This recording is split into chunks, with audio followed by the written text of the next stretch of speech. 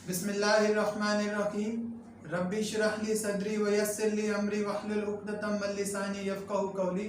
शुरू करता हूँ रब्बे जलील के बाबरकत नाम से जो बड़ा मेहरबान निहायत रहम करने वाला है। बेटा आज हमने यूएचएस का यूनिट नंबर 9 स्टडी करना है और यूएचएस का यूनिट नंबर 9 जो है वो ट्रांसपोर्ट इन ह्यूमंस है। और ट्रांसपोर्ट इन ह्यूमंस के अंदर हमने जो टॉपिक स्टडी करने वो एक तो हमने उसका सर्कुलेटरी सिस्टम स्टडी करना है और साथ में हमने लिम्फेटिक सिस्टम को स्टडी करना है। ह्यूमंस के अंदर ट्रांसपोर्टेशन के लिए सर्कुलेटरी सिस्टम के साथ साथ एक एक्स्ट्रा सिस्टम भी मौजूद होता है जिसे हम लिम्फेटिक सिस्टम का नाम देते हैं। जिस तरह से सर्कुलेटरी सिस्टम के आपको कुछ कंपोनेंट्स नजर आएंगे वैसे ही लिम्फेटिक सिस्टम के भी कुछ कंपोनेंट्स हैं। तो इन तमाम चीज़ों को हमने डिस्कस करना है। सबसे पहले बेटा हम डिस्कस करते हैं सर्कुलेटरी सिस्टम को। और सर्कुलेटरी सिस्टम के अंदर जो कंपोनेंट्स इंक्लूड हैं वो कौन कौन से वो मैं यहीं लिख देता हूँ। सर्कुलेटरी सिस्टम है,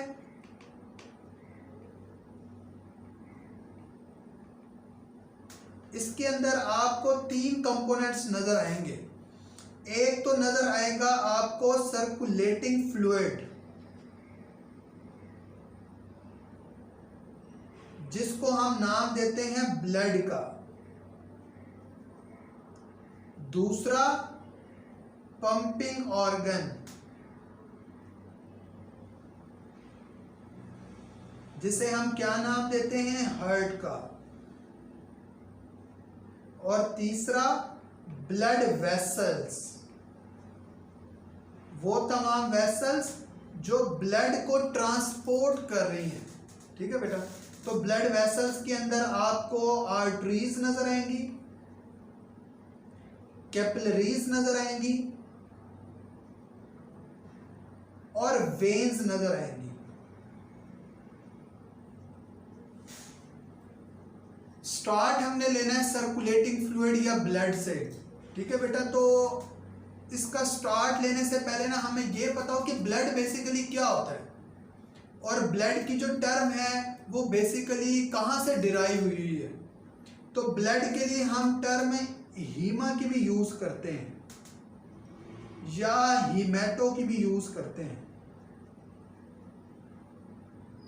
और ये जो टर्म है ना वो ग्रीक वर्ड से डिराइव की गई है, हीमा या हीमेटो, जिसका मतलब क्या होता है, जिसका मतलब होता है ब्लड।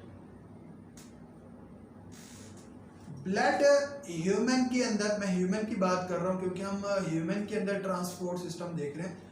ब्लड ह्यूमन के अंदर एक ऐसा फ्लूइड है जो कि ट्रांसपोर्टेशन ऑफ मटेरियल के अंदर इन्वॉल्व है। एक ऐसा फ्लूइड है जिसने ट्रांसपोर्टेशन ऑफ मटेरियल को सेल्स तक ट्रांसपोर्ट करवाना है। एक ऐसा मटेरियल है जिसने, एक ऐसा फ्लूइड है जिसने मटेरियल्स को लेके जाना है सेल्स की तरफ और वहां पर एक्सचेंज ऑफ मटेरियल होना है between the cells and the blood. Blood की वो कौन सी वेसल्स हैं जिसके दरमियान एक्सचेंज ऑफ मटेरियल्स हो रहा होता है, तो आपको भरपूर उसका अंदाजा है, कैपिलरीज हैं वो, जहां पर एक्सचेंज ऑफ मटेरियल वर्क कर रहा होता है। कुछ मटेरियल कैपिलरीज से निकल के सेल्स में आएंगे और कुछ सेल्स से निकल के कैपिलरीज के अंदर जा रही होती है। तो उस हम एक फ्लूइड की बात कर रहे हैं। ब्लड को कनेक्टिव टिश्यू का नाम दिया जाता है। It is actually the type of connective tissue.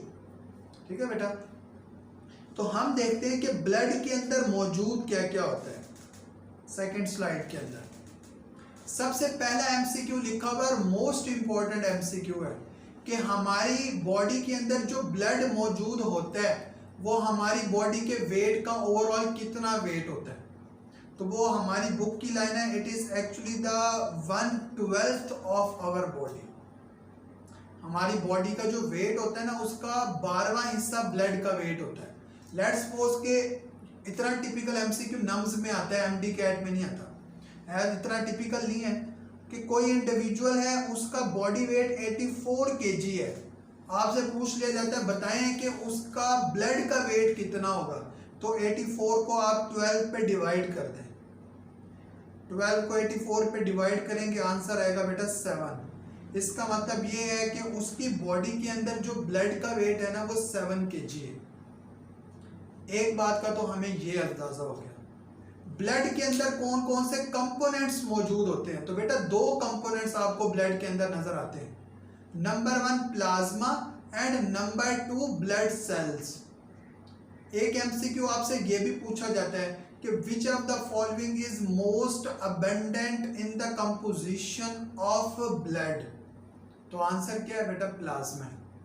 ठीक है बेटा, अब प्लाज्मा कितना होता है, 55% जो है वो ब्लड की कंपोजिशन का क्या होता है, ब्लड प्लाज्मा, ये लिखा हुआ है 55% by the volume of blood. 45% by volume जो है वो ब्लड सेल्स हैं। उन ब्लड सेल्स के अंदर कौन कौन से सेल्स मौजूद हैं, उनके अंदर एरिथ्रोसाइट्स जिन्हें हम आरबीसीज का नेम देते हैं, ल्यूकोसाइट्स यानी कि white blood sales and thrombocytes यानी कि प्लेटलेट्स। तो हमारे ब्लड की कंपोजिशन के अंदर ना प्लाज्मा, मेजर कंपोजिशन हम देख रहे हैं, प्लाज्मा मौजूद है, प्लाज्मा के साथ ब्लड सेल्स मौजूद है। प्लाज्मा जो है वो हमारे ब्लड की कंपोजिशन का 55% है और जो ब्लड सेल्स है वो 45% है। देखिए आप इन तमाम चीजों को सेपरेट कैसे करवा सकते हैं, सेपरेट करवाने के लिए सेंट्रीफ्यूगेशन की टेक्निक इस्तेमाल होती है। सेंट्रीफ्यूज एक मशीन है जिसके अंदर हम क्या करते हैं, एक टेस्ट ट्यूब है, टेस्ट ट्यूब के अंदर हमने ब्लड को डाल दिया, ब्लड को डालने के बाद जो है वो हम उसको स्पन कर देंगे एक हाई स्पीड के ऊपर और ब्लड के वेरियस कंपोनेंट्स जो है ना वो सेपरेट हो जाएंगे। किस बेस पे सेपरेट होंगे, their weight and size ratio की बेस पे सेपरेट हो जाएंगे। सेपरेट करने का फायदा क्या होगा, देखिए आप रोजमर्रा रूटीन के अंदर देखते हैं कि कुछ इंडिविजुअल ऐसे हैं जिनको ब्लड की जरूरत पड़ती है, जैसा कि कोई एक फीमेल है उसकी डिलीवरी होनी है, उसको ब्लड की जरूरत पड़नी है।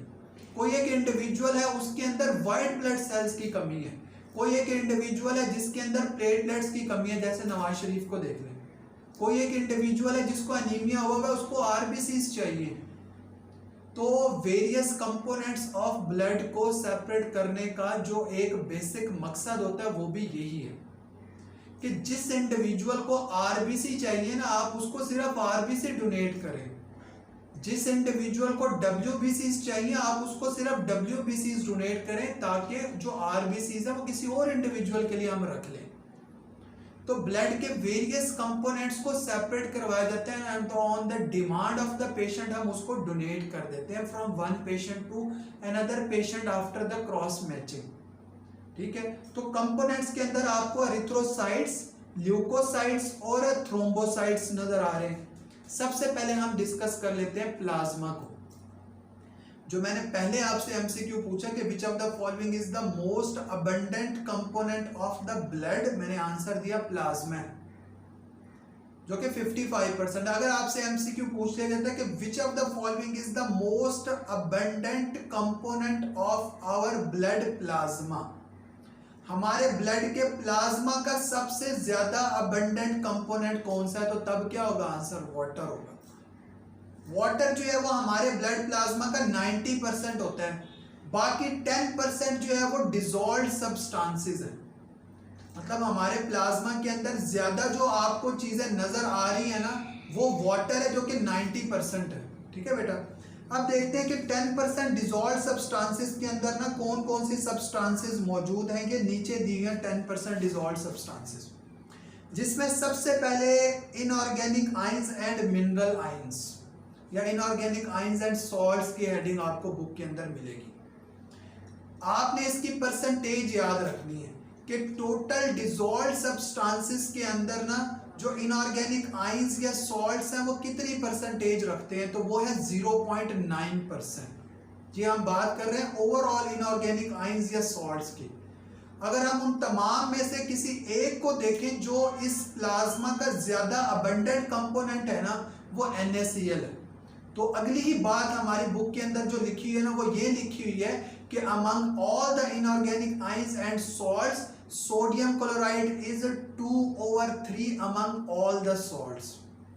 कि सोडियम क्लोराइड जो है ना वो 3 में से 2 हिस्से तो सोडियम क्लोराइड कवर कर रहा है, बाकी जो एक हिस्सा रह रहा है उसमें बाकी रिमेनिंग जितने इनऑर्गेनिक आयंस और सॉल्ट्स हमारे प्लाज्मा का हिस्सा है ना वो है। ठीक है, तो लिखा हुआ है कि 2/3 इज द सोडियम क्लोराइड और बाकी जो है वो और है। अब देखें ओवरऑल जो हमारे ब्लड कंपोजिशन का हिस्सा है एक कंसंट्रेशन मेंटेन हुई है। आप उसमें से किसी एक आइंस को डिस्टर्ब करते हैं या किसी एक आइंस का एडिशन करवाते हैं ना, तो ये ओवरऑल जो है वो आपकी ब्लड कंपोजिशन को डिस्टर्ब कर देगा और एक जो बैलेंस मेंटेन हुआ है ना कंसंट्रेशन का उसको डिस्टर्ब कर देगा। हमारे जो ब्लड की पीएच होती है ना, ये अक्सर एमसीक्यू में आता है और वो जो पीएच है वो 7.4 है। इसका मतलब है ये एक वो पीएच है जिस पीएच के अंडर हमारे ब्लड के अंदर प्रेजेंट जो एंजाइम्स हैं वो वर्किंग कर रहे होते हैं, because all the enzymes work at the optimum pH. ठीक है बेटा, तो हमने पहली बात को पढ़ लिया कि इनऑर्गेनिक आयंस एंड मिनरल्स जो 10% डिसॉल्व्ड सब्सटेंसेस है ना उसका कितनी परसेंटेज को कवर कर रहे हैं। अगली बात द प्लाज्मा प्रोटीन, ये सबसे इंपॉर्टेंट बात है। कौन कौन सी प्लाज्मा प्रोटीन्स मौजूद हैं, प्लाज्मा प्रोटीन को सिंथेसाइज कर कौन रहा है और प्लाज्मा प्रोटीन का रोल क्या होता है। जहां से मोस्ट प्रिवेलिंग या अकरिंग एमसीक्यूज ज्यादातर यहीं से पूछे जाते हैं। Plasma protein are synthesized by the liver, पहली बात तो ये हो। प्लाज्मा प्रोटीन डिसॉल्व्ड सब्सटेंसेस में से सबसे अबंडेंट है। अक्सर कंफ्यूज करने के लिए एमसीक्यू दिया जाता है कि which of the following is most abundant in the plasma among the dissolved substances. Option के अंदर वाटर भी मौजूद होता है तो हम आंखें बंद करके वाटर को सिलेक्ट कर देते हैं, लेकिन वाटर इसका आंसर नहीं है क्योंकि उन्होंने क्या पूछा हुआ है कि which of the following is most abundant in the plasma among the dissolved substances. तो हमने डिसॉल्व्ड सब्सटेंसेस में से देखना है। डिसॉल्व्ड सब्सटेंसेस 10% है, उनमें सबसे अबंडेंट प्लाज्मा प्रोटीन है जो 7 to 9% है। बात यहीं पे खत्म हो जाती है कि आप डिसॉल्व्ड सब्सटेंसेस में देख रहे हैं जो प्लाज्मा प्रोटीन है वो 7 to 9% है, इनऑर्गेनिक आयंस एंड जो सॉल्ट्स हैं वो 0.9% है। तो इसका मतलब अगर हम एक रफ एस्टिमेट लगा लें कि प्लाज्मा प्रोटीन 9% है और इनऑर्गेनिक आयंस एंड सॉल्ट 0.9 तो 9.9% तो यहीं पे कवर हो जाता है। इसका मतलब है बाकी जो सब्सटेंसेस मौजूद हैं वो थोड़ी थोड़ी मौजूद है। ठीक है, जिन बाकी 6 को हम पढ़ेंगे, 4 को हम पढ़ेंगे, इन 2 के अलावा वो थोड़ी थोड़ी है। तो प्लाज्मा प्रोटीन्स के अंदर कौन कौन सी प्लाज्मा प्रोटीन्स को हम यहाँ पे उनका जिक्र करेंगे, उसमें एक एल्ब्यूमिन है, दूसरा फिब्रिनोजिन है, तीसरा प्रोथ्रोम्बिन है, चौथा इम्यूनोग्लोबुलिन्स है और एक मैं और लिख देता हूं वो है ग्लोबुलिन्स।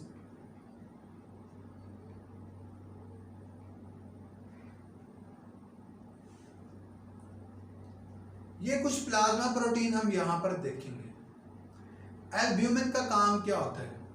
एल्ब्यूमिन का हम कहते हैं कि ये ना हमारे ब्लड के अंदर ऑस्मोटिक बैलेंस को मेंटेन करती है। ये बात आपको मिलेगी ब्लड फंक्शंस के अंदर। ऑस्मोटिक बैलेंस को हमारे ऑस्मोटिक बैलेंस क्या होता है? Water balance.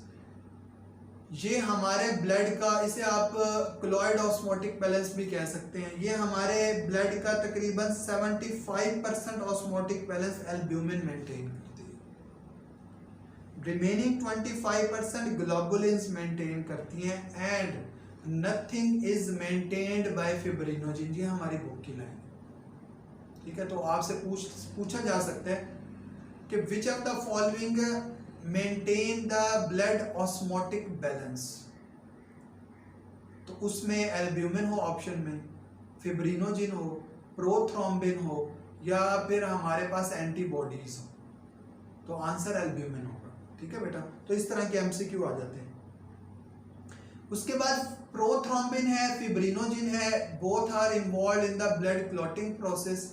थोड़ा सा जो फर्क है वो ये, हम कहते हैं कि जो फिब्रिनोजिन होती है ना ये डायरेक्टली इन्वॉल्व होती है ब्लड क्लॉटिंग प्रोसेस के अंदर, while the prothrombin acts as a catalyst in the blood clotting process। तो इनका ब्लड क्लॉटिंग के अंदर रोल है। ये ऐसी प्लाज्मा प्रोटीन्स जिनको हमने पढ़ा ऐसी हैं which are synthesized by the liver। कुछ प्लाज्मा प्रोटीन्स ऐसी भी हैं जिनको लिम्फोसाइट्स सिंथेसाइज करते हैं। जिसके बारे में लिखा हुआ है इम्यूनोग्लोबुलिन। एंड इम्यूनोग्लोबुलिन का जो दूसरा नेम है वो क्या है? इम्यूनोग्लोबुलिन का बेटा जो दूसरा नेम है वो है एंटीबॉडीज। और एंटीबॉडीज की नेचर क्या होती है? Antibodies are protein in nature. क्या होती है? Protein in nature. जब हम इम्यूनिटी का टॉपिक पढ़ेंगे ना तो मैं आपको एंटीबॉडीज की टाइप्स भी बताऊंगा, सिर्फ आपने उनको याद रखना होगा, उनकी डिटेल में जाने की जरूरत नहीं है, कहीं पर पूछा जा सकता है, तो आपने सिर्फ उनके नेम याद रखने होंगे। ठीक है बेटा। एंटीबॉडीज क्या है? हमारी बॉडी की डिफेंसिव प्रोटीन्स हैं। जब बाहर से कोई फॉरेन पार्टिकल हमारी बॉडी के अंदर एंटर होता है ना तो एंटीबॉडीज का काम क्या होता है? उसके अगेंस्ट कोई रिएक्शन देना। इसका मतलब ये है कि डिफेंस के अंदर इन्वॉल्व है। और आपको पता है कि जो डिफेंस के अंदर इन्वॉल्व हमारी बॉडी का सिस्टम है उसको हम क्या नाम देते हैं? इम्यून सिस्टम का नाम दे रहे होते हैं। और इम्यून सिस्टम हमारी बॉडी के कौन से सेल्स बनाते हैं? चीजें तो सीक्वेंस के साथ चलनी चाहिए, लेकिन अर्लियर बता रहा हूं, तो वो लिम्फोसाइट्स हैं, व्हाइट ब्लड सेल की कुछ टाइप्स हैं, वो बना रहे हैं। तो उनमें से कौन से ऐसे सेल्स हैं जो एंटीबॉडीज को सिंथेसाइज करवाते हैं? तो वो बी लिम्फोसाइट्स हैं। ठीक है। बी लिम्फोसाइट्स को बी हम क्यों कहते हैं ये हम इम्यूनिटी के टॉपिक के अंदर देखेंगे। तो हमने देख लिया कि इम्यूनोग्लोबुलिन को कौन सिंथेसाइज कर रहे हैं बेटा? बी लिम्फोसाइट्स कर रहे हैं। तो ये बात एमसीक्यू के हवाले से इंपॉर्टेंट है। वापसी आते हैं हम आगे। Organic nutrients in the blood वो कौन कौन से हैं?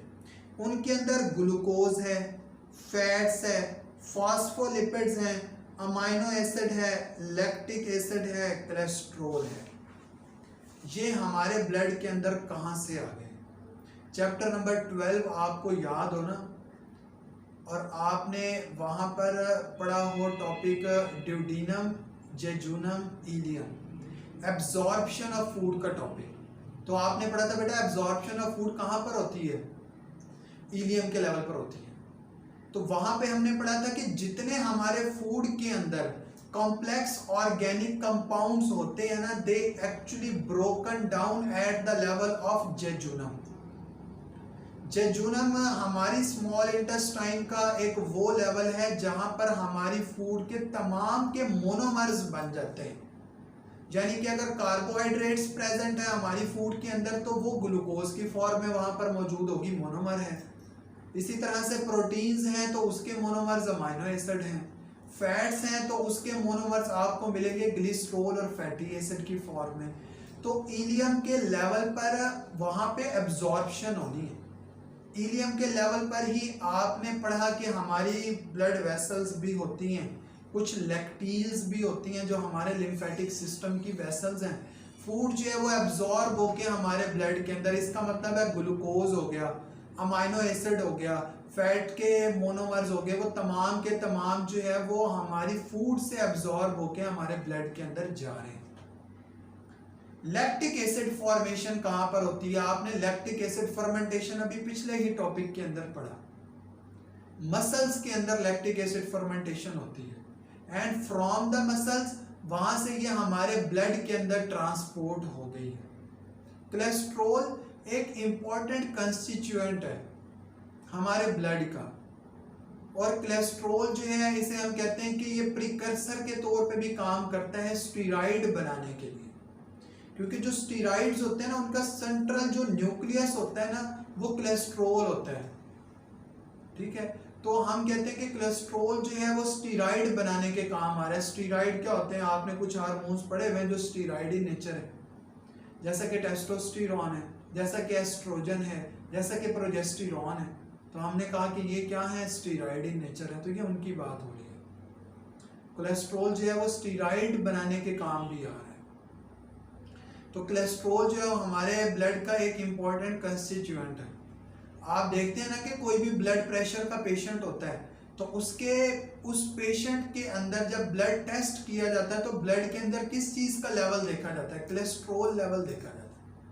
तो हम कहते हैं कि अगर कोलेस्ट्रॉल का लेवल नॉर्मल है ना तो इंडिविजुअल भी नॉर्मल है, कोलेस्ट्रॉल का लेवल हाई है तो हम कहते हैं कि ऐसे इंडिविजुअल को ब्लड प्रेशर हो गया। क्यों? क्योंकि कोलेस्ट्रॉल बेसिकली क्या है? फैट है। जब फैट की अकामुलेशन होती है हमारी ब्लड वेसल्स के अंदर तो वेसल्स का रास्ता तंग होना शुरू हो जाता है और हमारी ब्लड वेसल्स पे फोर्स ज्यादा एक्सर्ट करता है। And the force exerting by the blood on the wall of vessels is called as the blood pressure। ठीक है, तो कोलेस्ट्रॉल है। इसके बाद है कुछ नाइट्रोजनस वेस्ट। नाइट्रोजनस वेस्ट कौन कौन से हैं?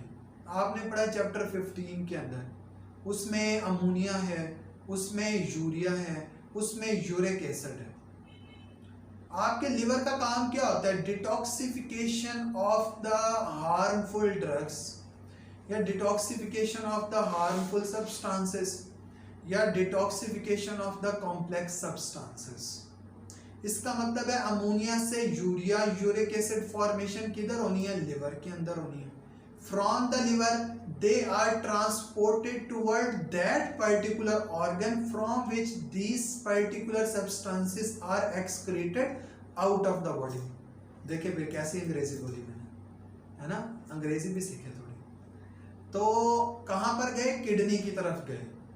किडनी ने क्या करना है? इन वेस्ट सब्सटेंसेस को बॉडी से बाहर रिमूव करना है। तो वहां से ये बॉडी से बाहर रिमूव हो जाते हैं। किसके अंदर? यूरिन के अंदर। तो ये बातें हमने पढ़ी। तो ये जो हमारे पास ऑर्गेनिक सब्सटेंसेस हैं और कुछ नाइट्रोजनस वेस्ट हैं, ये भी हमारे ब्लड का हिस्सा है। ब्लड में हम कह रहे हैं कि प्लाज्मा का हिस्सा है। ऑल द हार्मोन्स, हार्मोन्स कौन से ग्लैंड्स बनाते हैं? Endocrine glands. ग्लैंड्स कितनी तरह के होते हैं? एफएससी की इंफॉर्मेशन तक बता रहा हूं। Endocrine glands, exocrine glands. Endocrine glands are actually the ductless glands which are involved in the secretion of organic substances, and these particular organic substances are called as the hormones।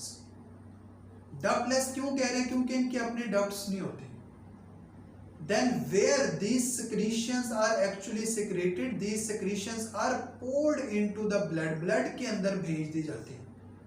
From the blood they reach towards their target tissues। अपने target tissues तक पहुंचते हैं और वहां पे जाके अपना role play करते हैं। तो ये काम किसका होता है? हार्मोन्स का होता है। हार्मोन्स को प्रोड्यूस कौन करते हैं? एंडोक्राइन ग्लैंड्स प्रोड्यूस करते हैं। एक्सोक्राइन ग्लैंड्स कौन से होते हैं? वो ग्लैंड्स होते हैं जिनका काम होता है डाइजेशन के अंदर हेल्प आउट करवाना by the secretion of enzymes. और कुछ ग्लैंड्स तो ऐसे भी होते हैं जो एंजाइम्स को भी सिक्रीट कर रहे होते हैं, साथ साथ हार्मोन्स को भी सिक्रीट कर रहे होते हैं। जैसा कि आप स्टोमिक को देख लें, जैसा कि आप ड्यूडेनम को देख लें, जैसा कि आप पैंक्रियास को देख लें। ये डुअल ग्लैंड्स हैं। किसी एक की एग्जांपल मैं बता देता हूँ। स्टोमिक की जो एक्सोक्राइन सिक्रीशन होती है वो कौन सी होती है? स्टोमिक का हार्मोन पेप्सिन, जो कि पेप्सिनोजिन की फॉर्म में रिलीज होता है, which is involve in the digestion of protein content of the food. फिर उसकी एंडोक्राइन सिक्रीशन क्या है? स्टोमिक क्या कोई हार्मोन भी रिलीज करता है? ठीक है, कौन सा हार्मोन रिलीज करता है? गैस्ट्रिन हार्मोन रिलीज करता है। तो वो आपने येलो बॉक्स में पढ़ा हुआ है ना कि more the gastrin, more will be the gastric juice, more will be the break down of proteinaceous content of the food. वो येलो बॉक्स में आपको मिलेगा चैप्टर 12 में। वो हमारे यूएचएस के सिलेबस में नहीं था। ठीक है, तो हमने कहा कि ये जो ग्लैंड्स होते हैं ना, ये हार्मोन्स और हार्मोन्स जो है वो ब्लड के अंदर पोर्ड होते हैं, एंटर होते हैं, then from the blood they reach towards the target tissues. इसके अलावा अभी हमने पिछले टॉपिक के अंदर ट्रांसपोर्टेशन ऑफ गैसेस पढ़ा था। मैंने आपको कहा था कि 5% कार्बन डाइऑक्साइड ऐसी कार्बन डाइऑक्साइड होती है जो ब्लड प्लाज्मा में जाती है, from the blood plasma they reach towards the lungs, directly lungs के अंदर चली जाती है। बाकी जो 95% होती है ना वो आपके आरबीसीज के अंदर जाती है, और फिर हमने उसकी फेट पढ़ी कि वहाँ पे क्या क्या होता है, अला बला जो भी था वो हमने वहाँ पढ़ लिया। ठीक है बेटा, तो अब हमने यहाँ पर ये देखा कि ऑक्सीजन और कार्बन डाइऑक्साइड भी हमारे प्लाज्मा का हिस्सा बिल्कुल है। कि प्लाज्मा के अंदर भी ऑक्सीजन मौजूद होती है, ठीक है। तो हम कहते हैं कि वहां पर भी ऑक्सीजन है और ऑक्सीजन जो है वो हमारे आरबीसीज में भी है। तो हमने कहा कि गैसेस भी जो है वो हमारे ब्लड प्लाज्मा का हिस्सा है। तो ये हम पढ़ रहे हैं ब्लड को। ब्लड के अंदर हमने उसका पहला कंपोनेंट स्टडी कर लिया और जो क्या है प्लाज्मा है। और हमने कहा कि ब्लड प्लाज्मा जो है वो हमारे ब्लड का कितना है 55%, ऐसे ही है ना बेटा। और रिमेनिंग 45% क्या है ब्लड सेल्स है। हम उन ब्लड सेल्स को देखते हैं बेटा। ब्लड सेल्स में सबसे पहले जो हमारे पास आते हैं ना वो हैं एरिथ्रोसाइट्स, जिन्हें हम क्या नाम देते हैं आरबीसीज का नाम देते हैं। एरिथ्रोसाइट्स के बारे में ना अगर आपको याद हो चैप्टर नंबर 4 तो उसमें आपने एक टर्म एरिथ्रोब्लास्ट भी पढ़ी थी। और एरिथ्रोब्लास्ट के बारे में आपने कहा था कि these are actually the RBC forming cells. ऐसे है कि नहीं? बिल्कुल है। एरिथ्रोसाइट्स क्या होते हैं? Erythrocytes are the mature RBC sales.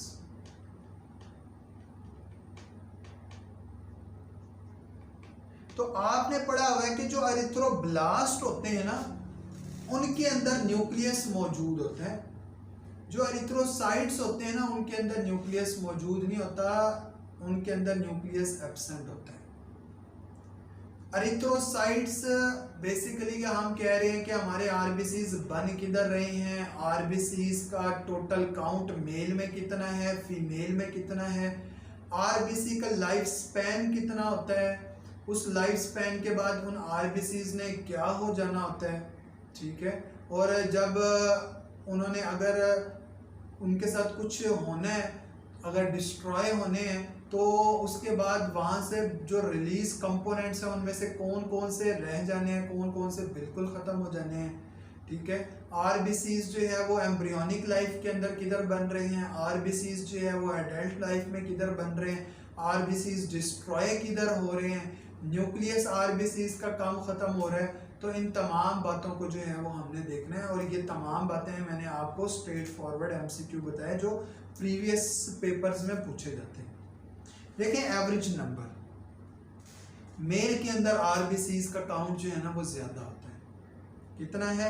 5 to 5.5 million पर cubic millimetre of the blood. Female के अंदर 4 to 4.5 मिलियन पर cubic millimetre of the blood. क्यों आरबीसी काउंट जो है वो मेल के अंदर ज्यादा है, फीमेल के अंदर कम है, ये आपने मुझे बताना, ठीक है बेटा, मुझे नहीं आता है। उसके बाद है site of production. Embryonic life के अंदर हम देखते हैं और साथ में फिर हम देखते हैं कि after the delivery of baby child में कहाँ पर बनते हैं। एम्ब्रियोनिक लाइफ के अंदर हम कहते हैं कि ये जो साइट ऑफ प्रोडक्शन है ना आरबीसीज की, ये लिवर एंड स्प्लीन है। लिवर एंड स्प्लीन को हम आरबीसी फॉर्मिंग साइट भी कहते हैं। They are also known as the graveyard of RBCs, कि इत्थे दफन भी होने ने तो इत्थे पैदा भी होने ने। आरबीसीज जो है वो एम्ब्रियोनिक लाइफ के अंदर लिवर और स्प्लीन में बन रहे हैं। अब हम देखते हैं कि एडल्ट लाइफ में कहाँ पे बनते हैं? रेड बोन मैरो में बनते हैं। हम कहते हैं कि एडल्ट लाइफ के अंदर ना आरबीसीज बनते हैं हमारी जो शॉर्ट बोन्स है ना वहां पर। अब उन शॉर्ट बोन्स के अंदर कौन कौन सी बोन्स मौजूद हैं वो हमारी बुक ने बताया हुआ है। उसके अंदर स्टर्नम है, उसके अंदर रिब्स है और भी बाकी जो शॉर्ट बोन्स हैं उनके अंदर आरबीसीज प्रोडक्शन हो रही है। उनके अंदर बोन मैरो मौजूद है और वहाँ पर आरबीसीज की प्रोडक्शन हो रही है। वहाँ से जब आरबीसीज की प्रोडक्शन हो रही है ना तो हम कहते हैं न्यूक्लियस होता है। वहाँ से जब ट्रांसपोर्ट होके हमारे ब्लड स्ट्रीम का हिस्सा बनते हैं ना तो रास्ते में न्यूक्लियस खत्म हो जाता है, ठीक है बेटा। आरबीसीज की कंपोजिशन में हमने देखना है कि मेजर कंपोजिशन जो है वो क्या होती है। हमने कहा न्यूक्लियस तो है ही नहीं, फिर क्या है? साइटोप्लाज्म है। तो कंपोजिशन हम किसकी देखेंगे? साइटोप्लाज्म की देखेंगे। 95% उसके अंदर हीमोग्लोबिन है। हीमोग्लोबिन क्या है? हीमोग्लोबिन एक रेस्पिरेटरी पिगमेंट है। पीछे आप बड़ी डिटेल से पढ़ चुके हैं कितनी चेन्स होती हैं, कौन सा स्ट्रक्चर मौजूद होता है, कितने ट्रांसपोर्टेशन ऑफ मॉलिक्यूल्स करवा रहे हैं, किसके लिए एफिनिटी है, ये तमाम बातें आप स्टडी कर चुके हैं। बाकी 5% क्या है, एंजाइम्स हैं, सॉल्ट्स हैं, प्रोटीन्स हैं। ठीक है बेटा, लिखा हुआ है कि हीमोग्लोबिन जो है वो कैरी करती है ऑक्सीजन और कार्बन डाइऑक्साइड को, ऑक्सीजन को कैरी करेगी ऑक्सी हीमोग्लोबिन बनेगी, कार्बन डाइऑक्साइड को कैरी करेगी कार्बोक्सी हीमोग्लोबिन बनेगी। ठीक है बेटा, ऑक्सीजन को कैरी करके उसको सेल तक ट्रांसपोर्ट करवा देगी, सेल से जो है वो कार्बन डाइऑक्साइड को कैरी करेगी कार्बोक्सी हीमोग्लोबिन और उसको लंग्स की तरफ ट्रांसपोर्ट कर देगी। अब अगली बात देखें कि ये जो आरबीसीज होते हैं ना, इन्हें हम कहते हैं कि बाइकनकेव डिस्क है, कि ये यहाँ पे आपको नजर आ रहा है एक डिस्क लाइक स्ट्रक्चर नजर आ रहा है, जिसका उन्होंने वो डायमीटर भी मेंशन किया हुआ है, टॉप व्यू भी आपको उसका नजर आ रहा है। 8 माइक्रोमीटर इसका डायमीटर होता है और न्यूक्लियस मौजूद नहीं होता। ये एक रेड ब्लड सेल है, उसके अंदर आपको काफ़ी सारे हीमोग्लोबिन मॉलिक्यूल्स नज़र आ रहे हैं, ऑक्सीजन को बॉन्डेड कर रहे हैं, बॉन्ड कर रहे हैं, उसके बाद टिश्यूज़ की तरफ जब जाते हैं ऑक्सीजन को रिलीज कर देते हैं। ठीक है बेटा, ये हमने पढ़ा कि आरबीसीज क्या होते हैं और आरबीसीज का अदर नेम क्या है, एरिथ्रोसाइट्स है। ठीक है बेटा, अब उसके अलावा जो बात है वो पीछे हो चुकी है कि हीमोग्लोबिन की वजह से ही हम कहते हैं कि आरबीसी, हीमोग्लोबिन क्योंकि हम कहते हैं कलर्ड पिगमेंट है, उसकी वजह से ही आरबीसीज आपको जो है वो कलर्ड नज़र आ रही होती हैं। अब हीमोग्लोबिन जो है वो ऑक्सी हीमोग्लोबिन की फॉर्म में भी है, हीमोग्लोबिन की फॉर्म में भी, और उनके कलर्स भी हम डिस्कस कर चुके हैं। तो ये कुछ एमसीक्यूज हैं जो पूछे जाते हैं। वाइट ब्लड सेल्स क्या हैं, वाइट ब्लड सेल्स की टाइप्स क्या हैं, वाइट ब्लड सेल्स का काउंट कितना होता है, वो जो टाइप्स हैं उनका फर्दर रोल क्या है, ये तमाम चीज़ें जो है वो एमसीक्यू के अंदर आती हैं। तो इन बातों को भी हम देखते हैं। वाइट ब्लड सेल्स को हम ल्यूकोसाइट्स का नाम देते हैं और हम कहते हैं कि तकरीबन एवरेज नंबर जो होता है ना वो 7000 टू 8000 मिलियन पर cubic millimetre of the blood है वाइट ब्लड सेल्स का। वाइट ब्लड सेल्स को हम क्लासिफाई कर रहे हैं आगे ग्रेन्युलोसाइट्स और एग्रेन्युलोसाइट्स में। किस बेस पे कह रहे हैं, उसका साइटोप्लाज्मिक मटेरियल की बेस पे कह रहे हैं कि वो दानेदार है कि नहीं है, और न्यूक्लियस की शेप की बेस पे ना हम ल्यूकोसाइट्स को जो है वो क्लासिफाई कर देते हैं। ल्यूकोसाइट्स को हम कह रहे हैं कि कुछ इनमें ग्रेन्युलोसाइट्स हैं जिनका साइटोप्लाज्म जो है वो ग्रेन्युलर होता है, कुछ एग्रेन्युलोसाइट्स हैं जिनका साइटोप्लाज्म जो है वो ग्रेन्युलर नहीं होता। हमने इनकी टाइप्स को देखना है कि ग्रेन्युलोसाइट्स में कौन कौन से इंक्लूड है, उसको याद करने का तरीका है बेन 10 कार्टून से। बेन, बेजोफिल, इयोसिनोफिल, न्यूट्रोफिल, परसेंटेज के हवाले से भी हमने इनको देखना है कि जो न्यूट्रोफिल है ना, इसे हम कहते हैं कि ये सबसे अबंडेंट है किसकी कंपोजिशन में, granulocytes and overall RBC white blood cells की कंपोजिशन। न्यूट्रोफिल को हम माइक्रोफेजेस का नाम भी देते हैं।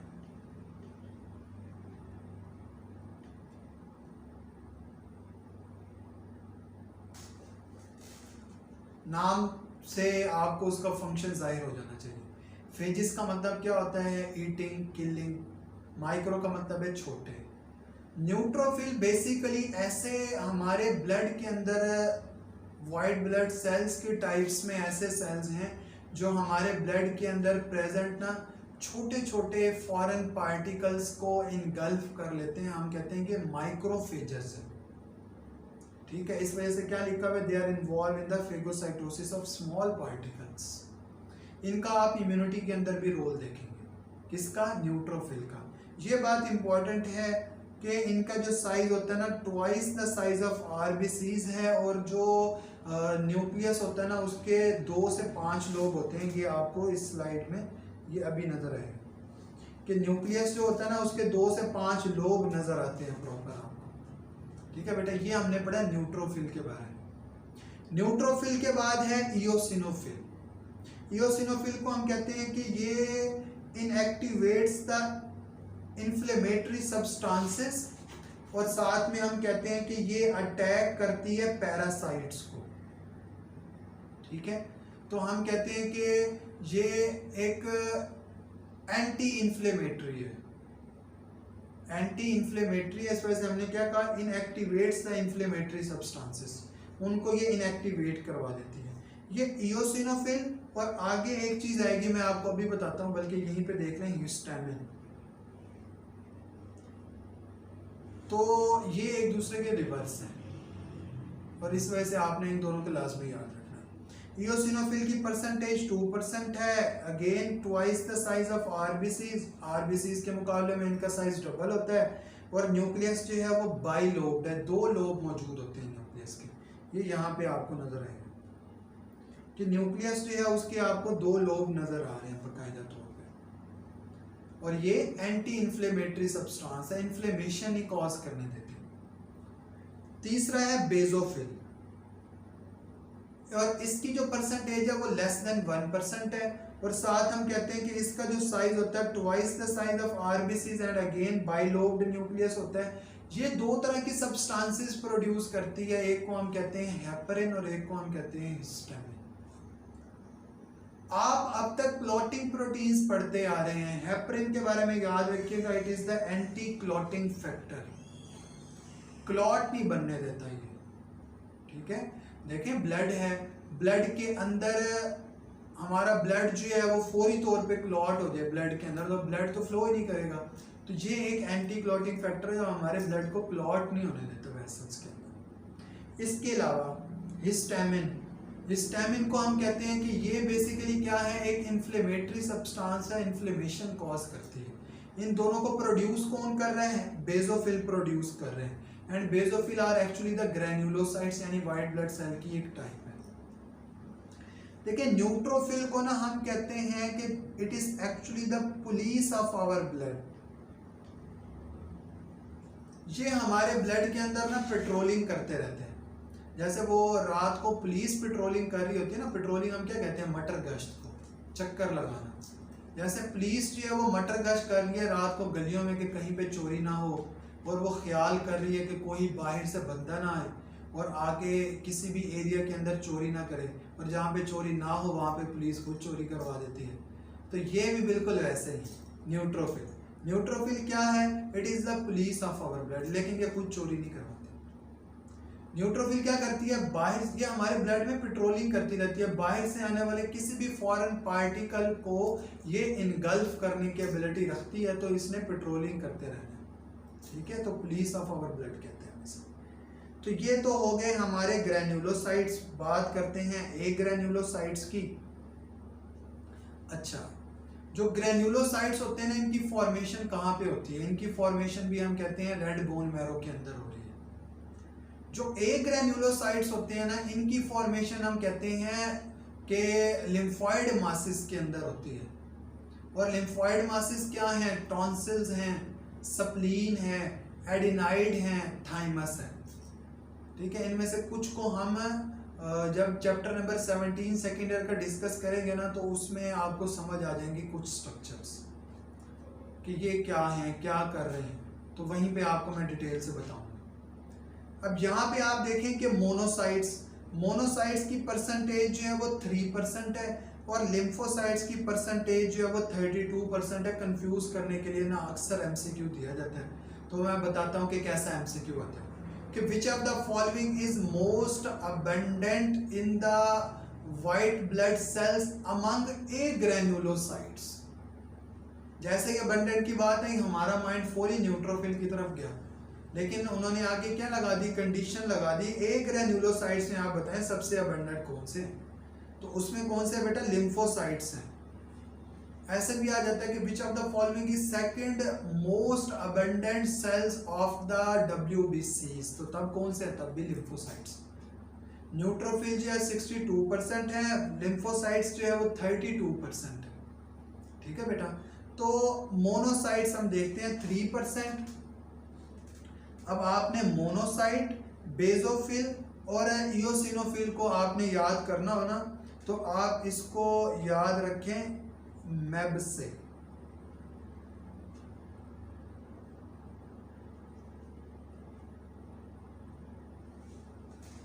मैब 3 to 1 परसेंटेज आपने याद रखनी हो, तो 3 to 1, ठीक है बेटा। तो मोनोसाइट्स जो होते हैं ना, इन्हें हम कहते हैं these are the temporarily cells of blood. इनका जो साइज है वो 2 to 3 टाइम्स लार्जर है देन द आरबीसीज, और न्यूक्लियस जो होता है ना इनका राउंड टू बाइलोब्ड होता है। ये जो मोनोसाइट होते हैं ना ये टिश्यू के लेवल पर मैक्रोफेजिस कहलाते हैं।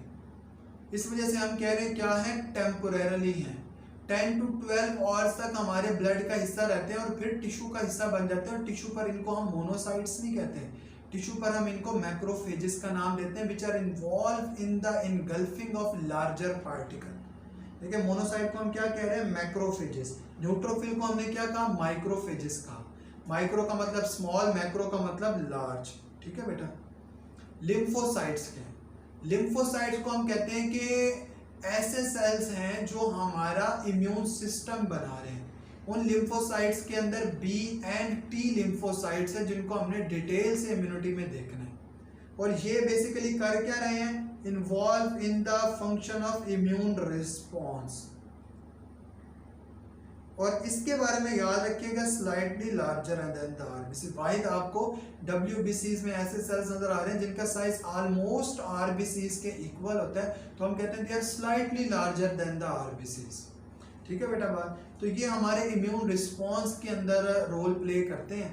तो हम देखेंगे कि टी और बी लिम्फोसाइट्स की अपनी कौन से टाइप्स होती हैं। टी और बी लिम्फोसाइट्स में से ऐसे कौन से सेल्स होते हैं जो एंटीबॉडीज को प्रोड्यूस कर रहे हैं।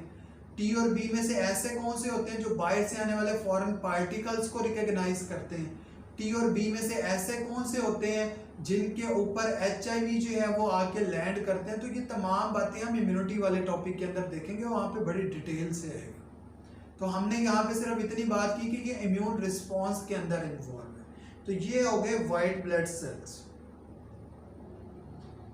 अब देखिए वाइट ब्लड सेल्स, एक बात जो यहाँ पे रहेगी वो कलरलेस है क्योंकि इनके अंदर कोई पिगमेंट मौजूद नहीं होता।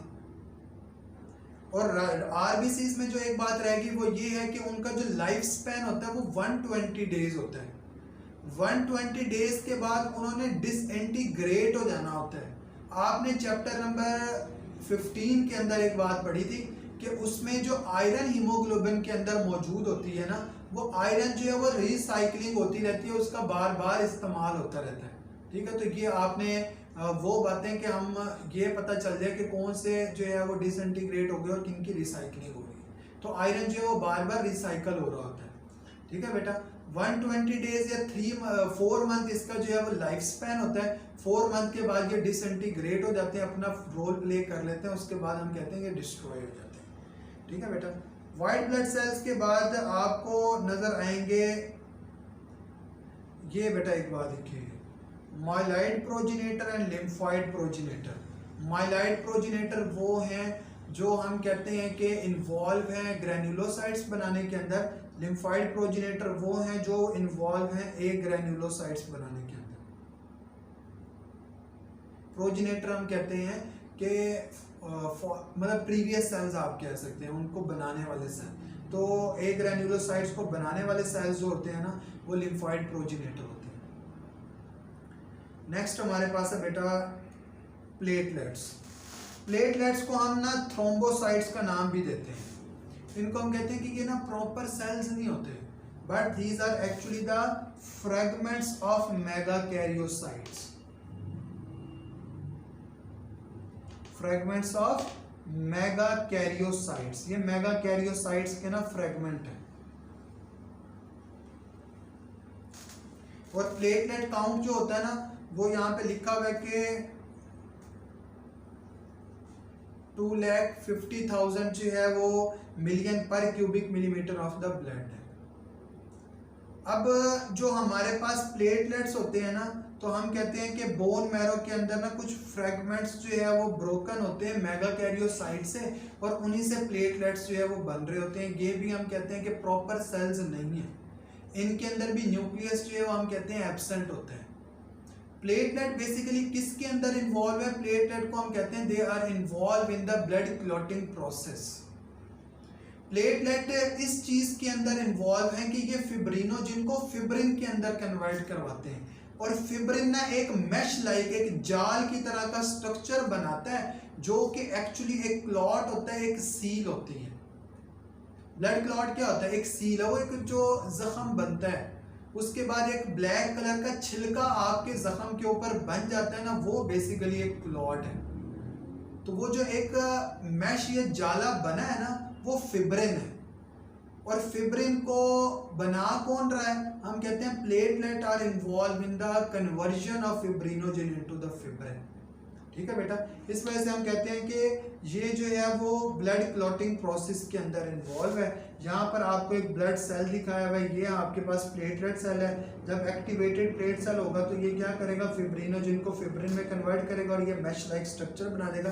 क्लॉट क्या है? एक टेम्परेरी सील है to prevent the bleeding until the damage tissues can be repaired.